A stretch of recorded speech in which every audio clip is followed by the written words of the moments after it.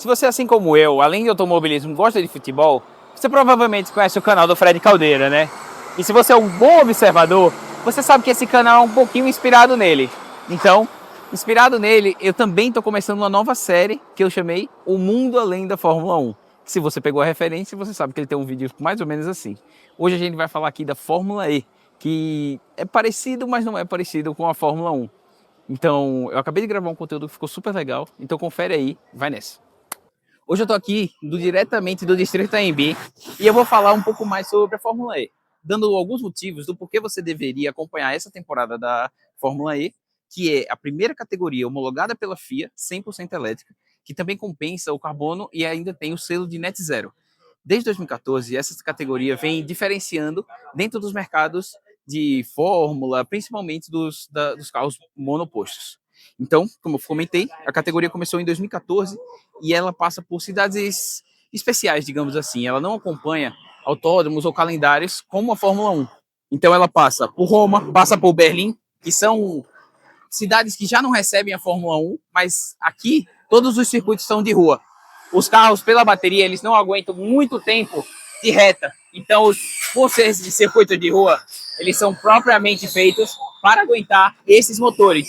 Então, por exemplo, seria impossível a gente colocar a Fórmula E em Interlagos com a reta, depois da junção, direto para a reta dos boxes, o motor não aguentaria tanto tempo de potência ao máximo. Como eu comentei, a temporada vem de 2014 e ao longo desse tempo a gente teve 3 gerações de carro, sendo esse o último ano da Gen 3 e tendo a Gen 4 no ano que vem já sido apresentada e já tem um vídeo lá no meu canal explicando tudo sobre a categoria nessa Gen 4 que vem com algumas melhorias. Além de mais potência e mais inovação, o carro agora vai ter um asa móvel traseira e dianteira que vai trazer, promete trazer mais disputa, mais emoção para as corridas.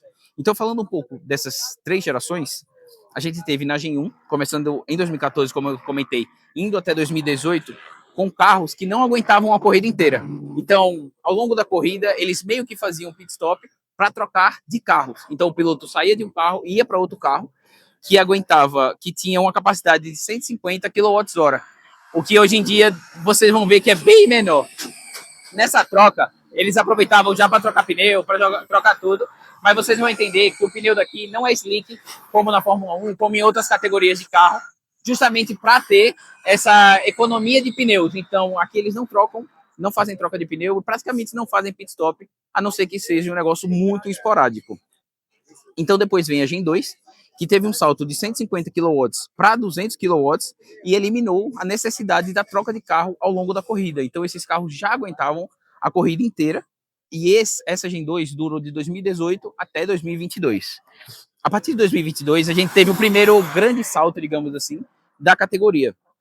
Com a Gen 3, os carros passaram a ter 350 kW e, mais do que isso, ele tem a capacidade de regenerar a bateria de mais de 40%.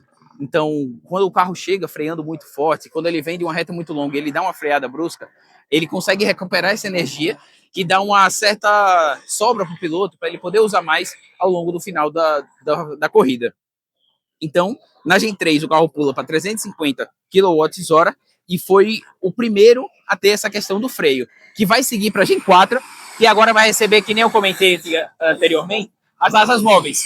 E vai dar essa diferença, essa nova cara para a Fórmula E, para disputar com outras categorias, né? A Fórmula E hoje em dia ela ainda é uma categoria muito, não vou dizer mal vista, mas é uma categoria não vista. Ela não tem tanta essa atenção do público, apesar de que a corrida aqui em São Paulo está bem cheia. E mais do que eu imaginava, já é a minha terceira Fórmula E, e com certeza essa é a terceira mais cheia, com mais arquibancadas, inclusive.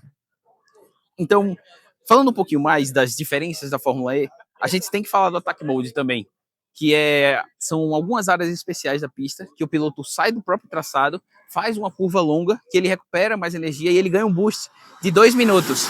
E todos os pilotos são obrigados a pegarem esses Attack Modes ao longo da corrida. Então, uma hora ou outra, ele vai ter que fazer isso e eles fazem justamente para você poder montar uma estratégia diferente dos seus adversários. Então, tem pilotos que pegam no começo, que pegam no final, mas o importante é que quando você pega esse Attack Mode, esses 2 minutos, você fica muito mais potente do que os outros pilotos do carro. Então você ganha muitas posições, só que ao mesmo tempo, se acontece um safety car, se acontece uma batida, você perde esse tempo. Ele não é compensado depois e você vai perdendo isso com um limitador de velocidade, né?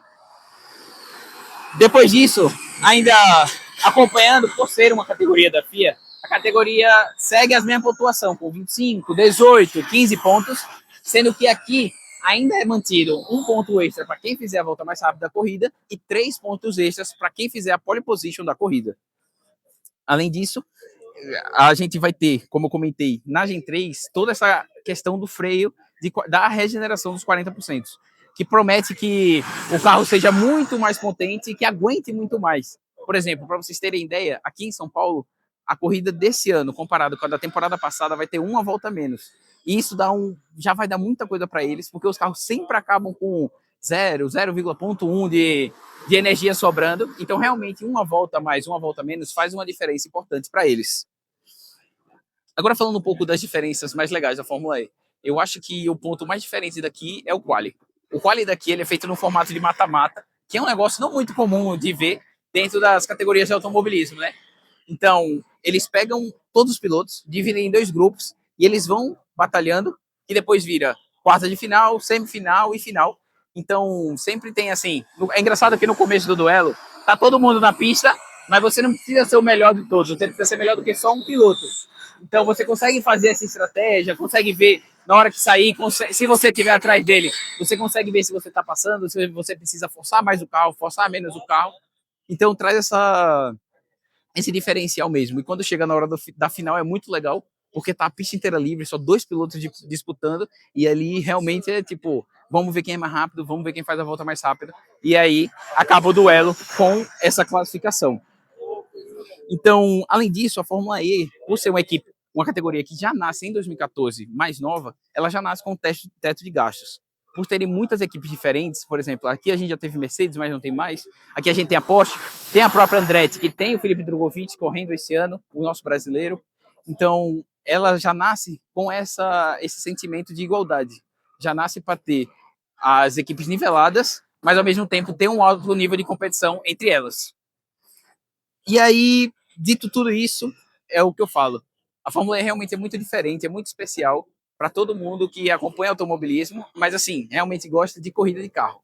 Eu sei que tem muita gente que fala que a Fórmula 1 deveria voltar para os V8, para os V10, que é a questão híbrida está fazendo perder a graça dessa categoria, mas a Fórmula E já nasce com muita habilidade, com muita diferença e sendo elétrica. Então, eu não sei se os carros elétricos vão ser 100% o futuro, mas eu acho que a Fórmula E tem tudo para ser um sucesso daqui para frente. Fechou?